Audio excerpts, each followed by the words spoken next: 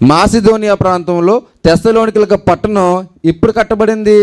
315వ సంవత్సరంలో క్రీస్తుకు పూర్వం. మరి తిరుగుబాటు ఎప్పుడు జరుగుతుంది?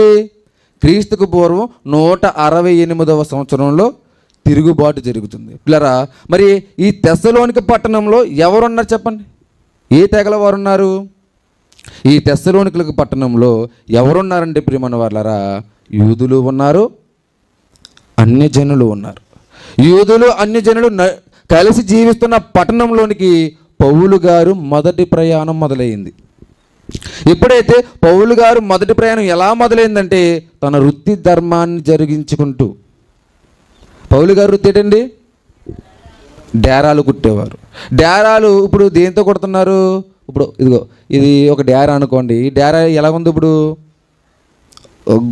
క్లాత్ టైప్లో ఉంది. మరి అప్పుడు డేరాలు ఎలా కుట్టేవారు?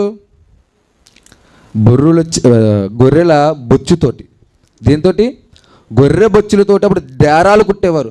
ఆ పనిని చేయడానికి, ఆ డేరాలు కుట్టడానికి మొదటి ప్రయాణంలో వృత్తిని చేసుకుంటూ పౌలు గారు తెస్సలోనిక పట్టణానికి వచ్చారు. ఎప్పుడైతే ఆ పట్టణానికి ఆయన వచ్చాడో, వచ్చిన ఆయన వృత్తిని చేసుకుంటున్నాడు.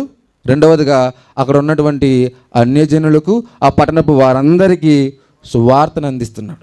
ఏమని సువార్తను అందిస్తున్నాడంటే, ఇదిగో యూదులుగా ఉన్న వీరు మెస్సయ్య కోసం ఎదురు చూస్తున్నారు, యూదులుగా ఉన్న వీరు మెస్సయ్య వస్తాడని ఎదురు చూస్తున్నారు, నిరీక్షణ కలిగి ఉన్నారు అని ఆ పట్టణపు వాసులందరితో మాట్లాడుతూ, మీరు చూస్తున్నటువంటి మెస్సయ్య ఎవరో కాదు, ఇదిగో మన కోసం ఈ భూమి మీదకి వచ్చి 33.5 సంవత్సరాలు బ్రతికి మన కోసం ప్రాణమిచ్చి రక్షణ ఇచ్చి ఆయన జీవితాన్ని మన కోసం దారపోసినటువంటి యేసుక్రీస్తు ప్రభుల వారే అని ఈ శుభవర్తమానాన్ని ఆ ప్రజలందరికీ చెప్పడం మొదలెట్టారు పిల్లలు.